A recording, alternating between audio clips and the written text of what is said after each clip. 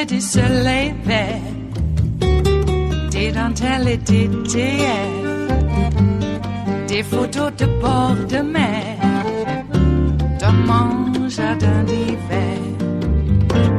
Je voudrais de la lumière, comme en Nouvelle-Angleterre. Je veux changer d'atmosphère, dans mon jardin d'hiver.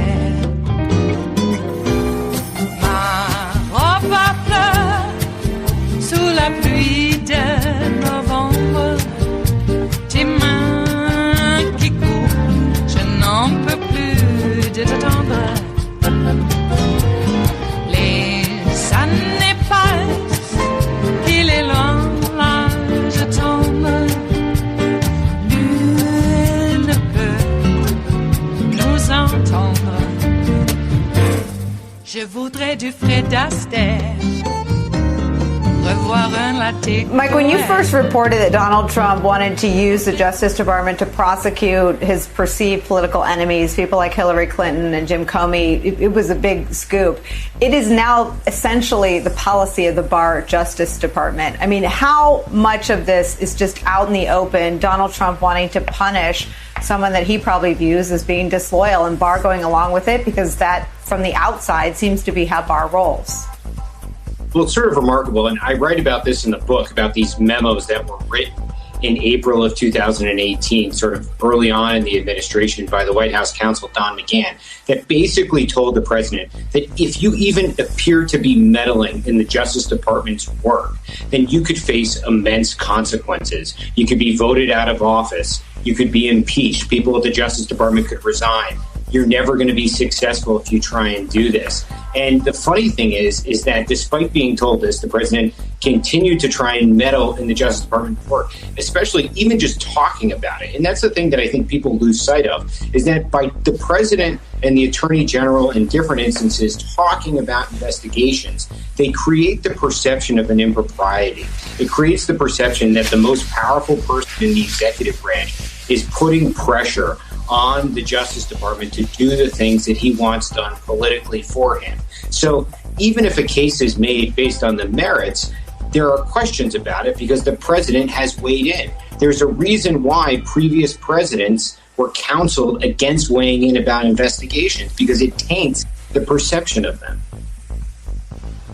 You know, Rick Stengel, I interviewed John Bolton when his book came out, and I specifically asked him if he had concerns about Bill Barr.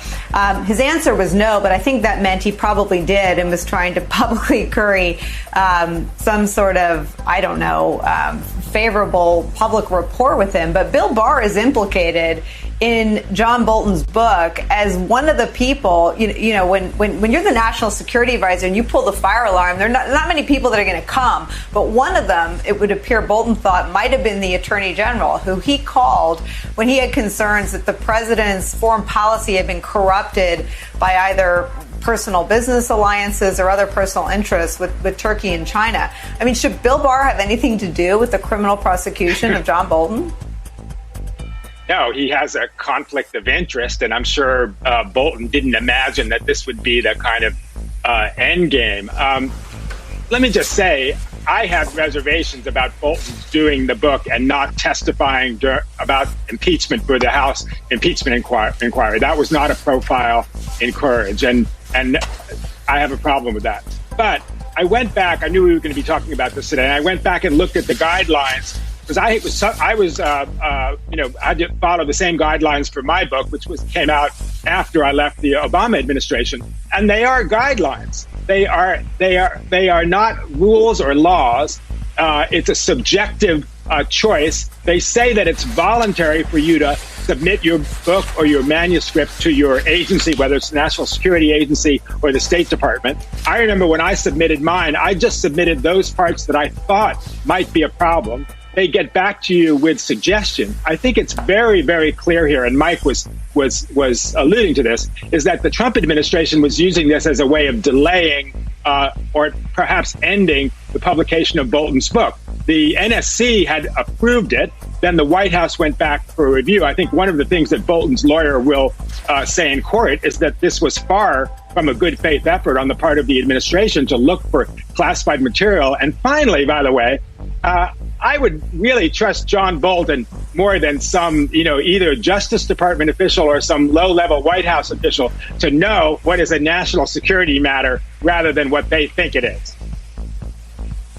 So, Rick, on this question of classification, to help people understand this, I read the book. And here's what Donald Trump said. I told the AG before I would consider every conversation with me as president highly classified. That is not the standard for classification. Now, we know when he's extorting the president of Ukraine, that conversation isn't just classified. It's put into a server saved for literally operational intel.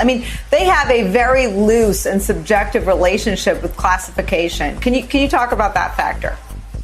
Yes. So in the role that Bill Barr is playing, which is the Roy Cohn role for Donald Trump, Bill Barr believes that executive privilege protects every single thing the president does, every interaction that the president has with somebody else. And by the way, Donald Trump agrees with that. But in this case, what Trump thinks is classified is information about me, which shows that I am lawless and not following norms. That's what he thinks is classified. Again, I read Bolton's book, which I found incredibly damning, in part because it's first-person eyewitness of the chaos and lunacy and ignorance that Donald Trump displays day in and day out. Well, that is exactly what Donald Trump thinks is classified material. First-hand observations of his own ignorance and betrayal of the American people. Mike Schmidt, last question. They've convened a grand jury. Does that mean they're taking evidence and trying to indict John Bolton? What does that mean? Well, they've served a subpoena, and usually the only reason you serve a subpoena is to get evidence to determine whether a crime was committed. So they've opened up an investigation here. They obviously believe they've cleared the threshold to determine whether a crime was committed and want to get as much evidence as possible to figure out if there's a violation of the law. It's a pretty straightforward thing. This is not too dissimilar from previous cases in which we've seen government officials that have been investigated for how they handle classified information. It appears like that is the approach that the Justice Department is taking here. Now, what you could see, and you'll probably likely see, is that the Bolton side and the publisher side of this are going to fight these subpoenas and will go to court to quash the subpoenas, and there will be an extended legal argument about that'll play out probably for many, many months. It is Wednesday, the 16th of September of 2020, and you are in West Coast Cookbook and Speakeasy. I am your chef de cuisine, Justice Putnam. Gunner, the English bulldog, is our snoozing sous chef. And our daily special is Smothered Benedict Wednesdays. Will no one rid us of these priests? Oh, don't worry, we will. We'll do it ourselves. Not in a vigilante form, no, they will be duly tried, and then we'll persecute them later. Okay? Yeah. There will be some Nuremberg trials in Nuremberg, Pennsylvania. I'm pushing this hard. I do not want a reconciliation council. There's nothing to reconcile in this. No one is going to be forgiven. No. I really want to push the Nuremberg trial. When we hear about these forced sterilizations, because that's what they are. Now, I put it out there in social media succinctly. We got to remember that, I keep hearing that, these forced sterilizations are just like Nazi Germany. Well, it's true.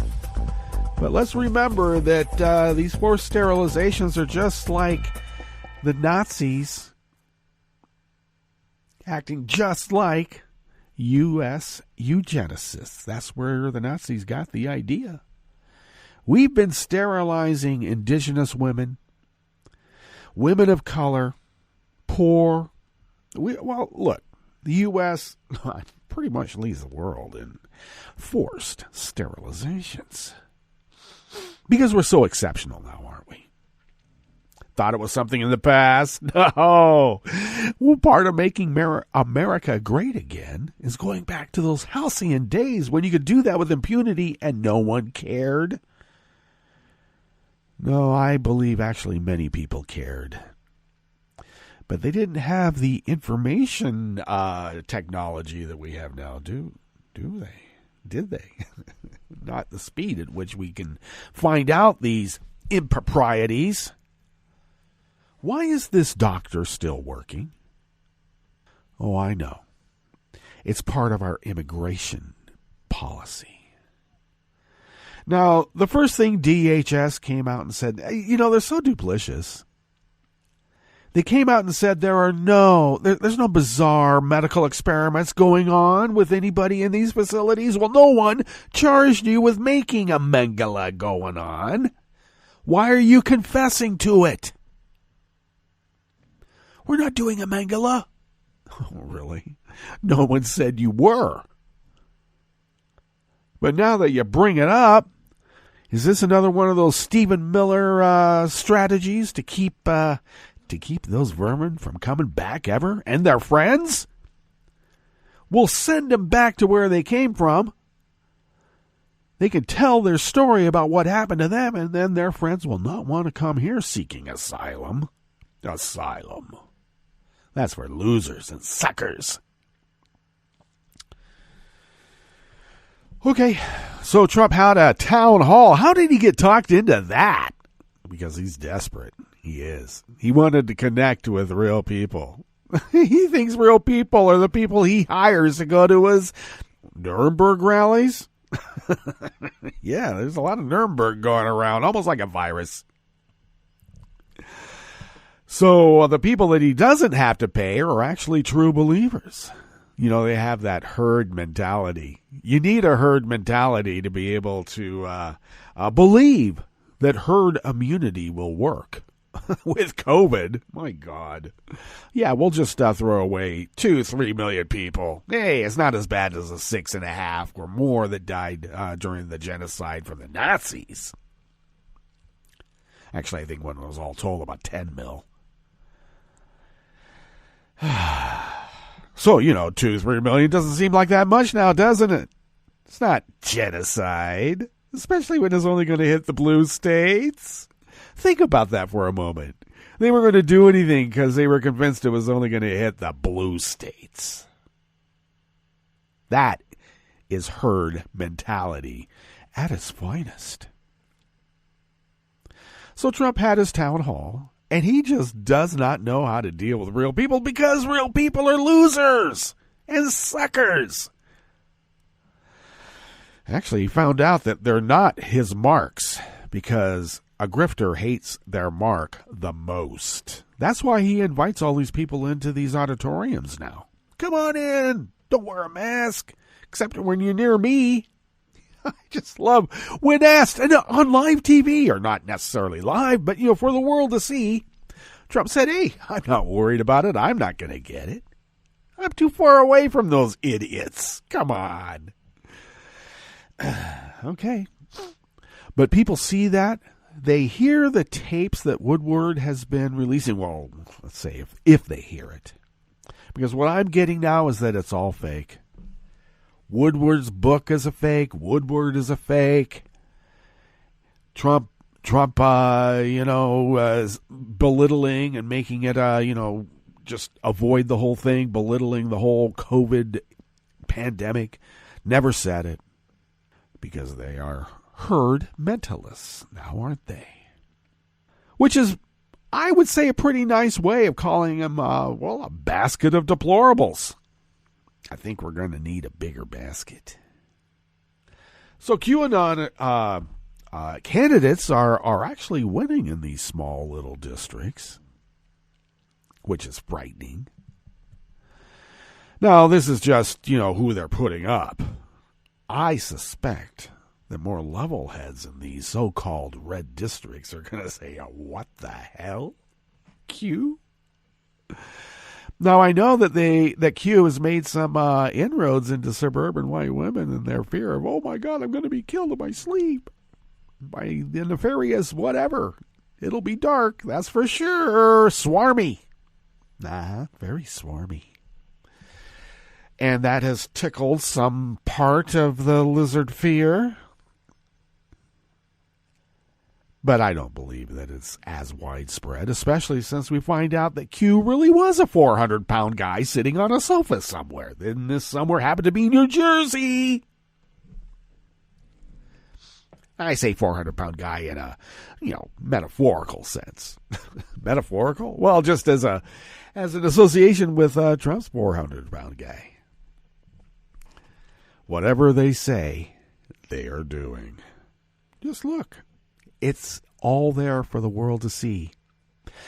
And let us remember, though they have the guns, they don't have all of them, but though they have the guns, it's only a third, the toxic third. They are not any majority. Sure, they can bully and force their will, but we have a greater resolve because we are the sleeping giant roused from our slumber. And, it's kind of irritable when we first wake up. Don't do it. Don't rouse the sleeping giant from its slumber unless you want to, see what retribution is exacted upon the bad things that you did. This is America. Let us remember that. What's on the rest of the menu here in the Bistro Cafe of West Coast Cookbook and Speakeasy? Well, Barr's investigation of John Bolton's book is a bad faith effort to look for classified material. Well, as it was noted, anything that Trump says to anybody is classified. Oh, really? So much for the Presidential Records Act, then, huh? Presidential Records Act? We don't need no stinking Presidential Records Act. On the rest of the menu, Wisconsin election officials rushed to send mail-in ballots to voters before yet another legal challenge by the Trump campaign. Who ever heard of a campaign suing election officials in states and counties all over the country to keep people from voting? I wonder why they're doing that. I'm just saying it rhetorical. We do know why. Trump insists mail-in voting is more dangerous than Russian election meddling. Well, of course. Vlad cannot hack those mail-in ballots. That's why they're so dangerous to Trump. Those hackable voting machines that are being decided upon in Georgia, for instance, they want to throw those out and go into paper ballots. Trump and Barr are going to now maintain that no one ever heard of paper ballots before. They can be manipulated. Somebody can just write anything on them. Yeah, really. They're paper ballots. It's a record, isn't it? And Trump's fossil fuel agenda has suffered a string of rebukes from federal judges. We all need some good news now, don't we? Especially when the world's on fire, when it's not flooding, or when it's doing both. So after the break, we then move to the chef's table, where an Algerian appeals court upheld the conviction of a journalist, causing alarm among human rights activists. Well, of course it would. And teachers rallied with healthcare workers in Spain over the government's poor COVID planning. Well, that seems to be going around. I wonder if it's infectious. All that and more on West Coast Cookbook and Speakeasy. Bon appetit.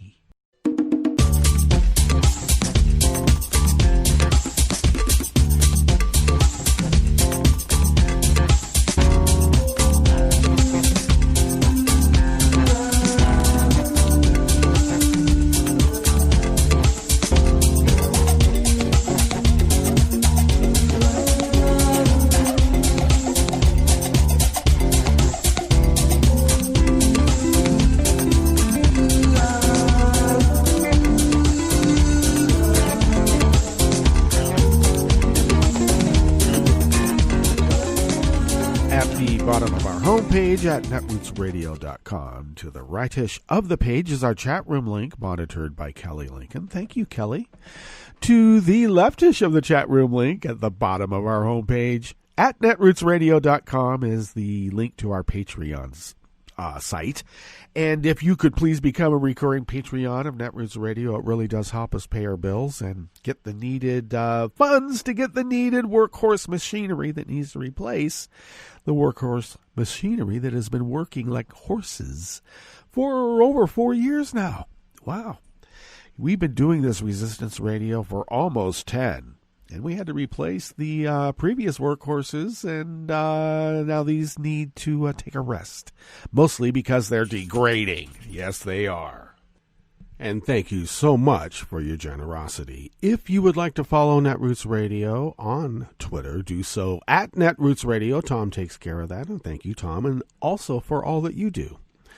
Follow me on Twitter at Justice Putnam. I post the show notes and links diary on Daily Kos about 10 minutes before showtime, and then I get that out on social media because that's what you do. Follow the show on Twitter at Cookbook West, and pick up podcasts by way of Spreaker, Stitcher, TuneIn, iHeart, YouTube, iTunes, and wherever podcasts can be found. All right, let's dive right into this first offering here in the Bistro Cafe of West Coast Cookbook and Speakeasy. It's out of the Associated Press by way of the American Independent. Election clerks across the presidential battleground state of Wisconsin rushed to mail absentee ballots less than 24 hours, and that was yesterday, Tuesday, after the Supreme Court lifted a temporary freeze on sending them while it considered a legal challenge. "Oh, we're busy," said Wendy Hegelson, the town of Greenville clerk, who also serves as president of the Wisconsin Municipal Clerks Association. More than 1,850 clerks in municipalities big and small were working to meet a Thursday deadline in state law to mail ballots to more than 1 million voters who had requested them so far. Absentee ballots can be requested until October 29th, but election officials have urged voters to act more quickly, given the expected large numbers and delays with the mail that it looks like DeJoy and Trump purposely put in place to make it harder for you to vote. How else can a minority, a toxic third of the population, voting population, able to get this guy into office and keep him there? That's right. In this reporter's opinion, just so we're clear, the Wisconsin Supreme Court on September 10th ordered a stop to all mailing of absentee ballots while it considered whether the Green Party presidential candidate should be added. Yeah, the Trump campaign is arguing that the Green Party has to join. We have to be able to split his vote some way. We have to. Clerks had started to mail ballots in some cities, while others had to stop massive mailings they had ready to go. The court lifted its freeze just before 5 p.m. on Monday, declining to put Green Party candidate Howie Hawkins on the ballot. In Madison, the state's second largest city, the city's clerk's office tweeted pictures of employees working to prepare ballots just minutes after the ruling. Clerks also face a Saturday deadline in federal law to send ballots to military and overseas voters. Hegelson said that while clerks were waiting for the ruling, they were doing all the work necessary to prepare the ballots for mailing, including initialing every one. Now she expects clerks are hustling to get them sent. Wisconsin Election Commission spokesman Reed Magny said the commission told clerks immediately after the ruling they could move ahead with mailing ballots. Rapper Kanye West also filed a lawsuit to get ballot access in Wisconsin, but he lost. His attorney, Greg Erickson, did not immediately respond to a request for comment because, hey, when you do an idiotic thing and agree to it, you probably don't want to keep pointing the finger at yourself now, do you? The uncertainty of the West lawsuit and whether it could result in an order to reprint ballots weighed on the mind of La Crosse City Clerk Terry Lurkey. She was busy preparing about 9,000 absentee ballots on Wednesday to mail today and tomorrow. That's out there, she said of the West lawsuit, but we have to move forward.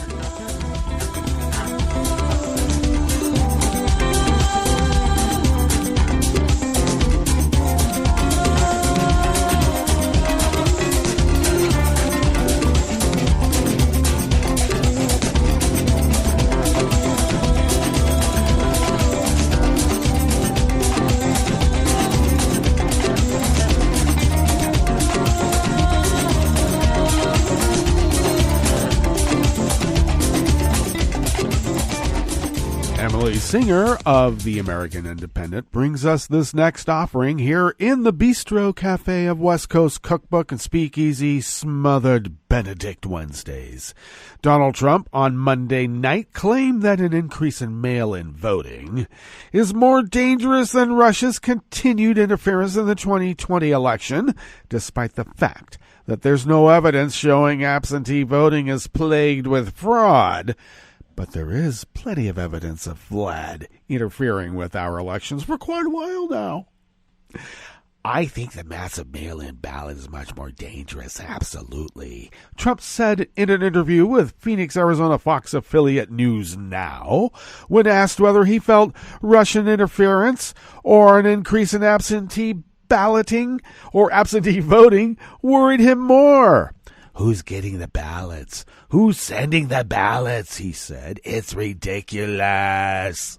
Trump has railed against mail-in voting for weeks, lying about the voting method that he, along with numerous members of his inner circle, have used in the past and continue to use. In fact, there's video of him and that little brat Bush, Billy Bush, going to vote, and he got caught. You can't vote here.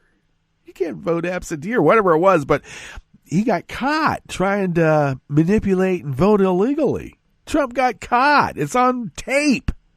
But I suppose his maggot cult will say, oh, that never happened. Well, it did. Trump's own campaign is urging its supporters to cast ballots by mail, even as Trump tries to discredit the legitimate voting method, an effort that's causing fewer Republicans to request absentee ballots. Oops. Now that could negatively impact Trump's chances in November. Oops. The New York Times reported in early August that Russia is using the same tactics it used in 2016 to spread disinformation to hurt Democratic nominee Joe Biden and help Trump. Well, would you please get me Podesta's Puttanesca recipe? Come on, the risotto one. We're getting bored with it.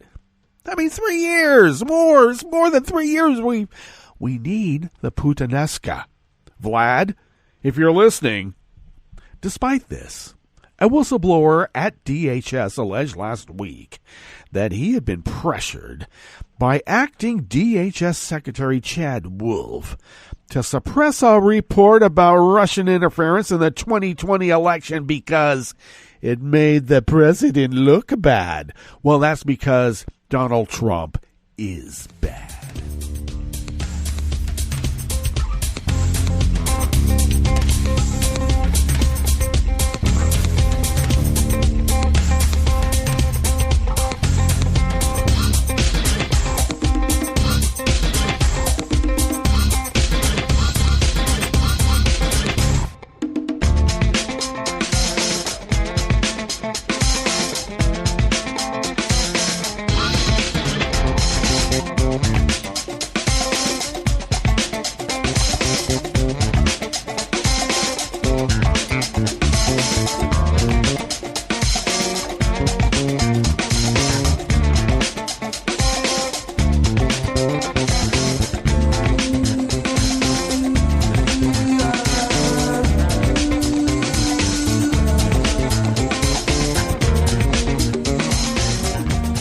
Matthew Brown at the Associated Press brings us this final offering here in the Bistro Cafe of West Coast Cookbook and Speakeasy.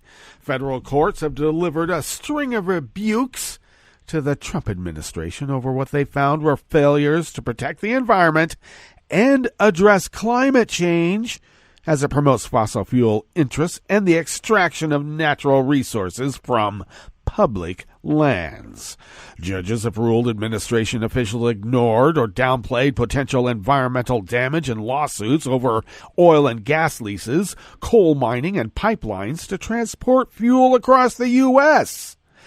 The latest ruling against the administration came last Thursday when an appeals court refused to revive a permitting program for oil and gas pipelines that a lower court had canceled. Actions taken by the courts have ranged from orders for more environmental analysis to the unprecedented cancellation of oil and gas leases across hundreds of thousands of acres in western states.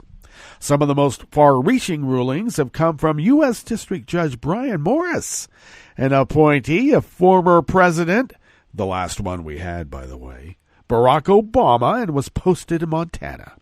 This month alone, Morris canceled energy leases on several 100,000 acres in cases that centered on potential harm to water supplies and the greater sage grouse, a declining species. Well, look, the sage grouse is the canary in the coal mine, okay?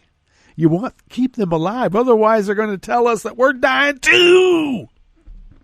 He also struck down the nationwide permitting program for new oil and gas pipelines in a lawsuit against the controversial Keystone XL oil sands pipeline from Canada. The rulings brought cheers from environmentalists who have looked to the judiciary to check Trump's ambitions, but Morris was denounced by oil and gas industry representatives and allies in Congress as an activist judge. Next thing you'll know, they'll be calling him Antifa. He's an anarchist. Yeah, judges are anarchists. But if you have a herd mentality, you just might believe that now, wouldn't you? The ire directed at Morris, a former clerk for the late conservative U.S. Supreme Court Chief Justice William Rehnquist, appears to be politically driven. Legal analysts said federal judges in other states, including appointees of both Democratic and Republican administrations, have ruled against Trump. In California, Judge Sandra Brown Armstrong, an appointee of H.W. Bush, struck down the administration's attempt to repeal a rule meant to ensure companies pay fair value for oil, coal, and other natural resources from public lands. In other words, you can't cheat the leasees and cheat them out of their royalties, which in this case is us.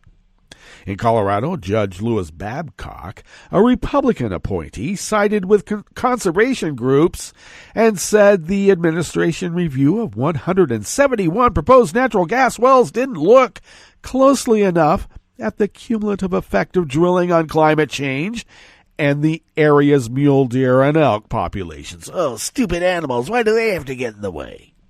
In Idaho, a magistrate judge canceled more than $125 million in oil and gas leases on public lands that are home to sage grouse after determining the Trump administration illegally curtailed public comment.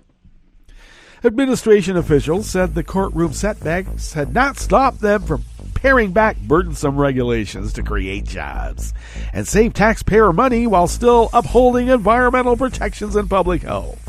Sure. Well, good. Finally, some judiciary activism has stopped the enabling acts from being enabled any further, at least in this situation. All right, let's get to our break. And when we get back from that break, we will go through weather from around the world, and we will finish up with the stories that we have curated for you today. You are listening to West Coast Cookbook and Speakeasy, and we will be right back. You are listening to netrootsradio.com. Please hang up and try again.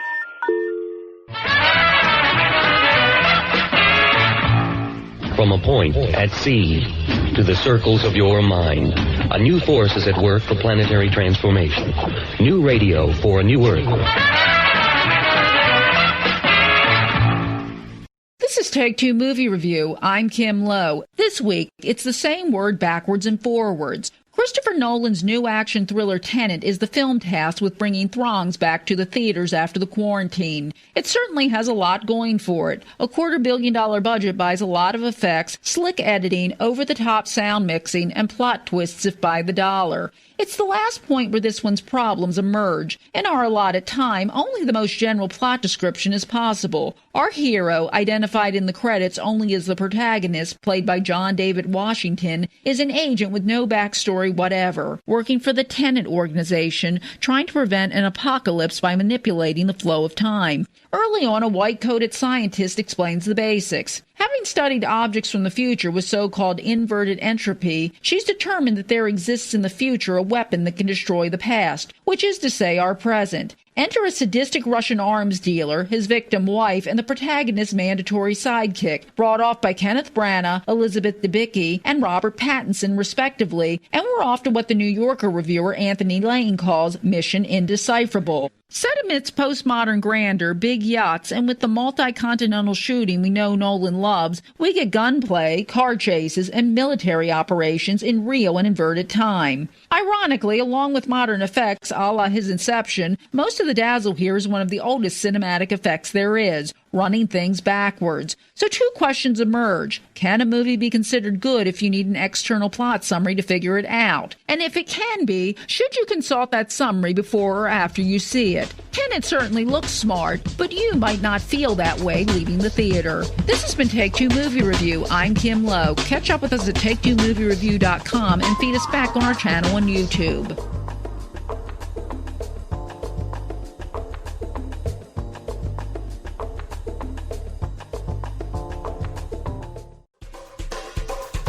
This is Scientific American's 60-Second Science. I'm Christopher Intagliata. If a hummingbird's ever visited your garden, you've no doubt seen it flit from flower to flower, hovering midair as it sips on nectar. That activity requires plenty of energy, so hummingbirds need a lot of nectar to feed their hungry metabolisms. In fact, some of them probably drink 2 or 3 times their body mass of nectar every day. Andrew McKechnie, an ornithologist at the University of Pretoria in South Africa. McKechnie and his colleagues have studied hummingbirds at extreme elevations in the Peruvian Andes. To survive there, the tiny birds have developed a few tricks. For one, their blood cells are unusually efficient at transporting oxygen. Also, it's more difficult to hover in the high-altitude thin air, and so the hummingbirds at those higher elevations are much more prone to perching while they feed. So that does seem to be one way in which they try and reduce the energy expenditure. Now, McKechnie and his colleagues have found another energy-saving adaptation. The high-mountain hummingbirds can lower their body temperature by extreme amounts at night, going into a state called torpor. I mean, for all intents and appearances, they're essentially dead. They're that unresponsive. The scientists caught 6 species of Andean hummingbirds and monitored their temperatures throughout night and day. And they found that all 6 species could enter some type of torpor. They lower their body temperatures from about 100 degrees Fahrenheit by day to as low as 38 degrees Fahrenheit at night. And being essentially dead conserves energy. The details are in the journal Biology Letters. Although some of the birds' low body temperatures are on par with those of hibernating mammals, it's important to note that this is not fully fledged hibernation, which is a longer-term response. True hibernation has only been documented in one bird, so far at least, the common poorwill in the U.S. Southwest. One of my career goals is to find a second hibernating bird. In the Andes, he says, is going to be the first place he looks. Thanks for listening. For Scientific American's 60-Second Science, I'm Christopher Intagliata. This program is presented by the Centers for Disease Control and Prevention. As fall turns to winter, the flu season will be upon us in force. The best way to avoid influenza is to get immunized. Everyone 6 months and older should be vaccinated. Those at increased risk for flu complications include children under the age of 5 and adults 65 and older, people with chronic health problems such as heart disease, asthma, and diabetes, and pregnant women. To get your annual flu vaccine, see your healthcare provider or go to a pharmacy, grocery store, or clinic in your area.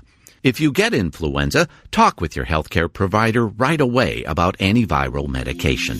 Thank you for joining us on A Minute of Health with CDC. For the most accurate health information, visit www.cdc.gov or call 1-800-CDC-INFO.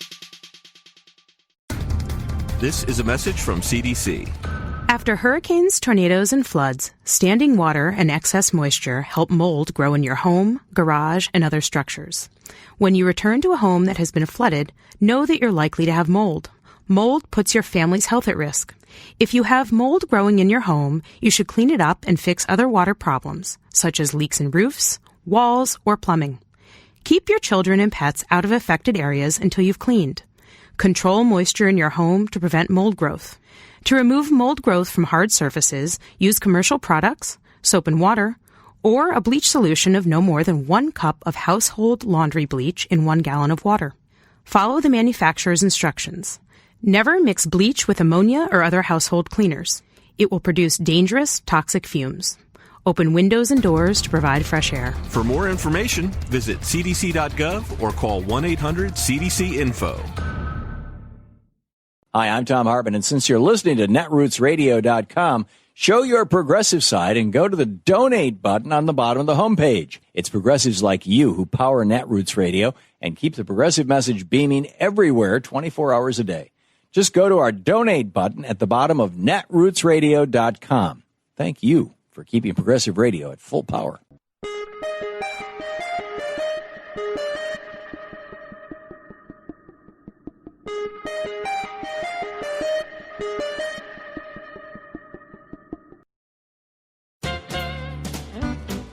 Right-wing Republicans and corporate Democrats have become a pathetic bunch of no-can-do Nancys. Faced with an economy reeling from the plutocratic policies that these same lawmakers push down upon us, they are now whimpering that America is too weak to meet the obvious needs of its own people. We must surrender to the gods of economic despair, they cry. At a time when history calls for our leaders to step forth with a bit of FDR boldness and rally grassroots people to rebuild our economy, they trumpet for retreat, giving up on America's historic ideal of the common good. A jobs program? Everyone for themselves, they shout. Health care for all? Go to the emergency room, they scream. Social Security? Socialism, they screech. Run away from it. Public education? Can't afford it, they tell us, as they turn their backs on hundreds of thousands of teachers soon to be fired. Repair America's rotting infrastructure? Too big for us, they wail. Leave it to the next generation. Wagging tea bags rather than picking up the tools of real recovery, the woeful voices of American failure insist that they speak for the people. Hogwash. Americans are a strong, community-minded, democratic-spirited, can-do people. Indeed, the latest Gallup poll shows that 60% of the public favors, quote, additional government spending to create jobs and stimulate the economy. But we must balance the budget, whine the naysayers. Of course we should, and big majorities say we should do that by putting people to work, taxing the super-rich to pay their fair share of Social Security and other public needs, as well as by slashing the $12 billion a month we're spending for wars in Iraq and Afghanistan.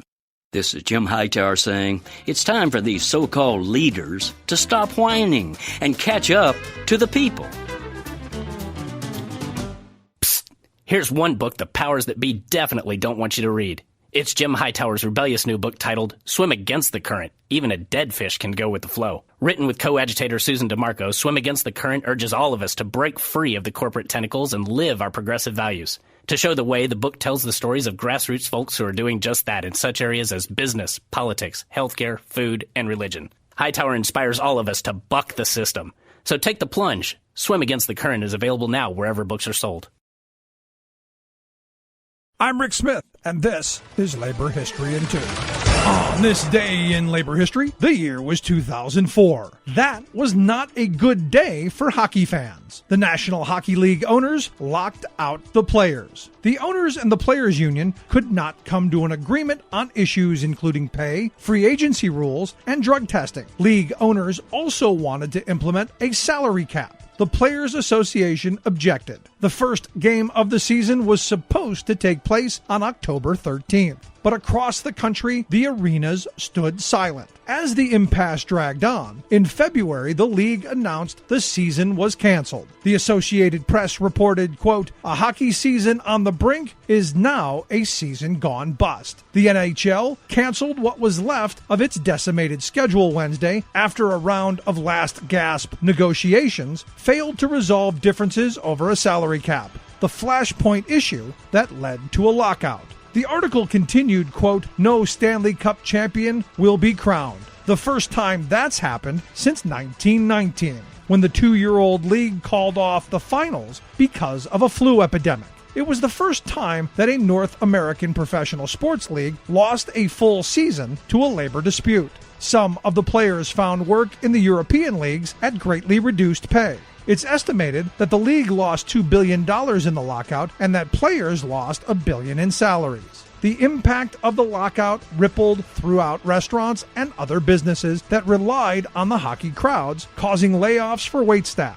Finally, in July, an agreement was reached. The players gave in to the owner's demand for a salary cap. In 2012, another lockout by management cost NHL players another half of the season. For more information, go to laborhistoryin2.com, like us on Facebook, follow us on Twitter at laborhistoryin2. Hurricanes often come with more water than wind. This one has both. Hurricane Sally approaches the U.S. Gulf Coast with more hurricanes on the way. This is a climate dam emergency. This is real. Deadly West Coast wildfires break more new records. Plus, if you give a climate arsonist 4 more years in the White House, why would anyone be surprised if we have more America ablaze? Former Vice President Joe Biden blasts climate denier Trump and urges swift action. All of those blasts and more straight ahead from BradBlog.com. I'm Brad Friedman. And I'm Desi Doyen. Stand by for 6 minutes of independent green news, politics, analysis, and snarky comment. It'll start getting cooler. You just watch. I wish science agreed with you. Well, I don't think science knows, actually. Okay, science doesn't know, but Donald Trump does. Yep, global warming will just go away, just like COVID did. Am I right, 200,000 dead Americans? This is your Green News Report.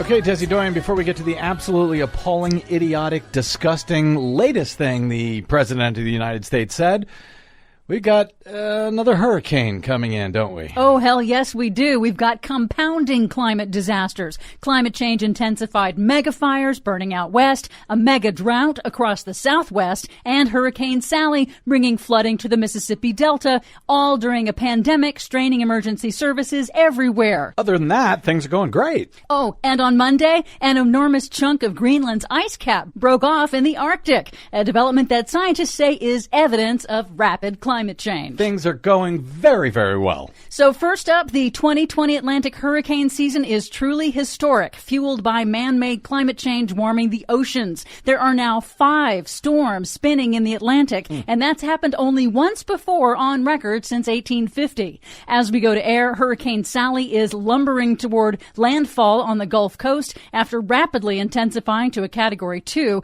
The National Hurricane Center warns Sally will bring life-threatening storm surge and flash floods because of its slow forward progress and intense rainfall. I would just like to remind everyone that parts of Louisiana are still suffering from Hurricane Laura. Parts of the state are still without electricity and under boil water orders. Yep. And here we are, another one coming ashore. Sally is the earliest S-named storm ever recorded, and so are tropical storms Teddy and Vicky now brewing in the Atlantic. That puts us 3 weeks ahead of the previous record hurricane season in 2005. Oh, but you know, science doesn't know what it's talking about. NOAA on Monday announced that this summer in the Northern Hemisphere was the hottest summer in history since record-keeping began in the 1850s, and that August 2020 was the second hottest August globally.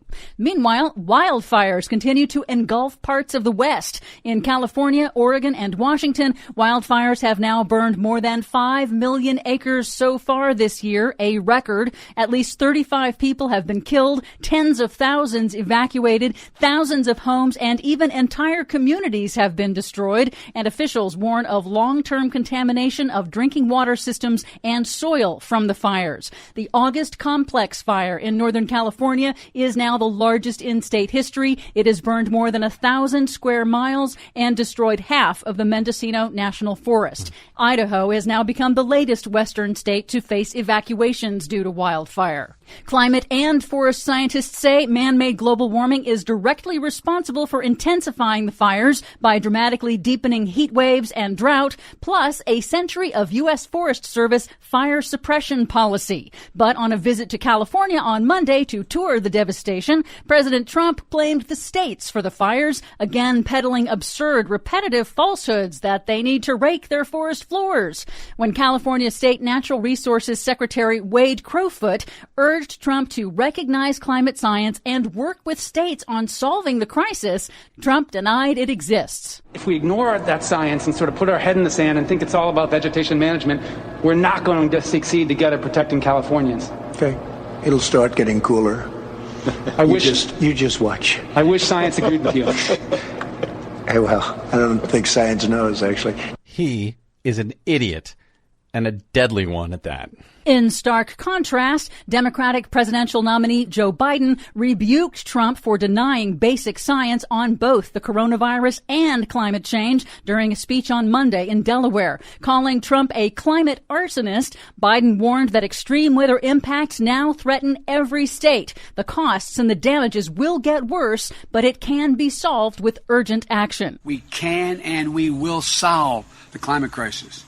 It'll be the greatest spur to job creation and economic competitiveness in the 21st century, not to mention the positive benefits to our health and our environment. Biden has proposed investing $2 trillion in upgrading the nation's infrastructure for climate resilience and to transition the nation to 100% clean energy. It can't happen soon enough. Of course, he's got to win first. For much more on all of these stories and the ones we couldn't get to today, please check out our website at greennews.bradblog.com. I'm Brad Friedman. And I'm Desi Doyen. And this has been your Green News Report. The more you ignore me.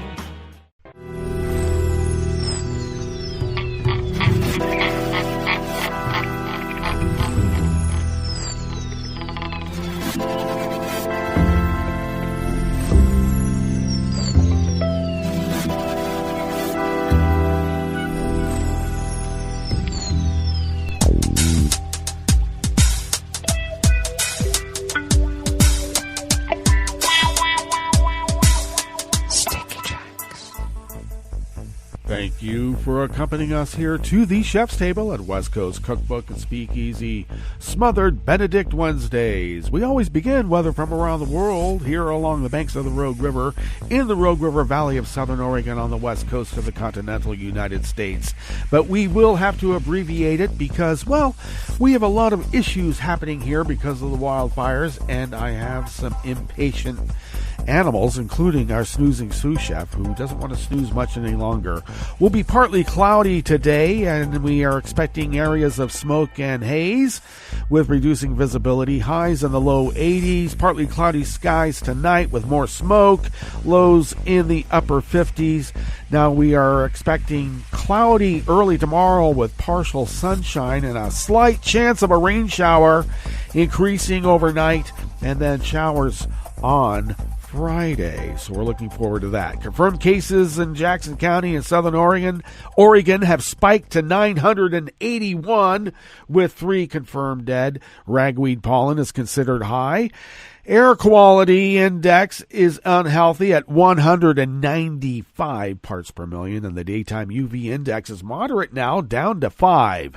Barometric pressure is holding steady at 30.11 inches. Visibility is at 2 miles, and relative humidity is at 93%. Weather from around the world is brought to you by people's personal weather stations that they purchased. These people planted, these purchased. Personal weather stations somewhere on their property, and these people positively live around the world. Let's see. London is 78 and sunny. Paris is 87 and sunny. Rome is 88, partly cloudy. Kyiv is 79 and fair. Kabul is 73 and fair. Hong Kong, 80 degrees and partly cloudy. Tokyo is 75, mostly cloudy. Sydney, Australia is 65 and clear. San Francisco, California is 63 and cloudy. And New York, New York is 68 degrees Fahrenheit and sunny. And that is weather from around the world, brought to you by people's personal weather stations that they purchased. These people planted, these purchased personal weather stations somewhere on their property, and these people positively live around the world.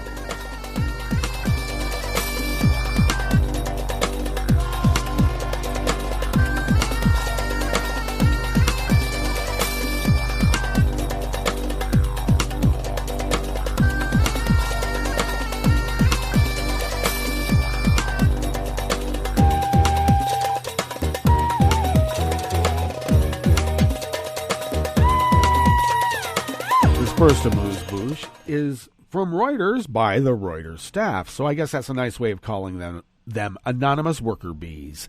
An Algerian appeals court upheld the conviction of a journalist in what rights campaigners called a new crackdown on dissent and aimed at preventing the revival of mass protests that toppled veteran ruler Bouteflika last year. The Hirak popular protest movement brought thousands of Algerians to the streets for weekly demonstrations, which continued even after he quit and a new president was elected in December. And the protests only diminished because of the COVID. The mass demonstrations lasted more than a year until the coronavirus lockdown. The protesters demand the military-backed ruling elite give way to a new generation of leadership. The court in Algiers also confirmed 4-month prison sentences against 2 other activists in the protest movement. These harsh sentences underline the broader crackdown on freedoms in the country. A rights watchdog, which was known as Amnesty International, said in a statement.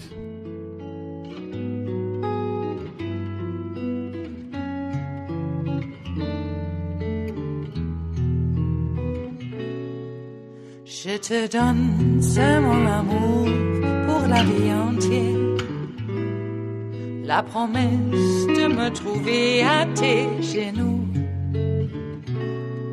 Aussitôt que tu m'appelles, rester toujours fidèle, c'est tout, c'est tout. Je te donne tous mes printemps, mes étés de mer, mes automnes, quand les feuilles tombent partout. Si ce n'est pas une bonne affaire, je te donne tous mes hivers. Even more anonymous worker bees at Reuters bring us this final amuse-bouche here at the chef's table. At West Coast Cookbook and Speakeasy, teachers in the Spanish city of Bilbao staged a one-day strike yesterday, Tuesday, to protest against their regional government's response to the COVID-19 crisis, while health workers in Madrid took to the streets to demand better working conditions. Protesters are demanding more staff and support from authorities as the recent surge in cases at a time when pupils are returning to schools have prompted concerns about further infections. The health ministry reported 3,022 new coronavirus infections and 19 deaths in the past 24 hours. The number of cases was little changed from Monday's and an apparent stabilization after a steady surge that began in July and peaked at around 12,000 cases 11 days ago. Bilbao's teachers' unions called for staff numbers to be bolstered after regional authorities shut a primary school in the northern Basque Country on September 10th after several teachers tested positive. We're going through a situation in which we have to apply a protocol that many of us don't support, and moreover, we don't have the resources to do, teacher Garasi Pizarro told Reuters.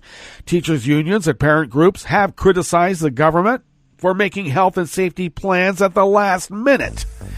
And Education Isabel Calella said the reopening had gone well, with cases detected in only a few dozen places. Oh, that's so good. All right, harbinger of things to come for us as well, eh? That brings us to the end of our broadcast period, but you do know that Netroots Radio will broadcast on, and we're going to meet up tomorrow for Metro Shrimp and Grits Thursdays. So do stay tuned to Netroots Radio all day and all night for all the breaking news as it breaks. And we'll meet up tomorrow, right here in West Coast Cookbook and Speakeasy. Bon appetit.